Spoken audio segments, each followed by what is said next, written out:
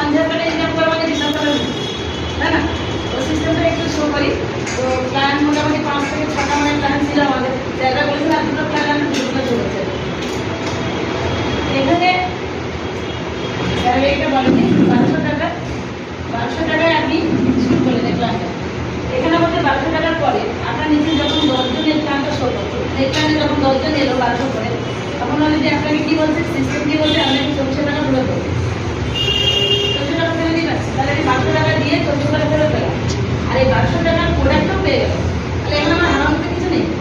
মানে আমি সিস্টেমে এলাম, টাকা দিলাম 1200 টাকার প্রোডাক্টও পেয়ে গেলাম, আমার কিছু নেই। মানি মার্কেটও বলে দেয় যে আমি টাকা দিয়েছি প্রোডাক্ট নিয়েছি। যেমন যে কোনো দোকানে বা যে কোনো সিস্টেমের মধ্যে যদি আমরা যাই, তাহলে আমরা টাকা দিয়েই প্রোডাক্ট নিয়েছি।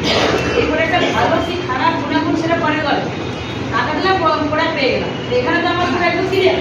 তারপরেও সিস্টেম বলছে আপনার নিজে যখন 1200 টাকা 10 জন আসবে, আমাদের গ্লোবাল সিস্টেম, এটা গ্লোবাল থেকে, মানে আপনাকে যে আনতে হবে এমন কোনো নয়। যদি আমি মনে করি যে আমি তাড়াতাড়ি নিতে পারবো, সিস্টেমকে ঢোকাতে পারবো, আরো 2-1 জন যদি এখানে জয়েন করাতে পারি, যদি 2-1 জন যদি এই প্ল্যানে যদি আসতে পারি, তাহলে আমি তাড়াতাড়ি পেয়ে যাবো, এটা হয়ে যায়। কিন্তু এবার যেহেতু কি এখানে চাপ নেই যে আমাকে আনতেই হবে এমন কোনো নয়, এটা গ্লোবাল সিস্টেমে সাজানো হয়েছে। যখন 10 জন আসবে তখন 2400 টাকা করে পেয়েই যাচ্ছি। তখন আমার আপনাদের কিছু তো করে নেই, 1200 টাকার উপরে আমি প্রোডাক্ট পেয়ে গেলাম, উপরে তো 2400 টাকা পেয়ে হবে, 2400 টাকা পেয়ে গেলাম। কিন্তু অন্য প্ল্যানে কিন্তু 2400 টাকা পেয়ে গেছে। কিন্তু এখানে ডিরেক্ট স্যার কি বলছেন, ওই 1200 টাকা দিয়েই আপনি শুরু করলেন, প্রোডাক্ট পেয়ে গেলেন, কিন্তু আমি আপনাকে 2400 টাকার পরিবর্তে আপনাকে আমি 6000 টাকা দেবো।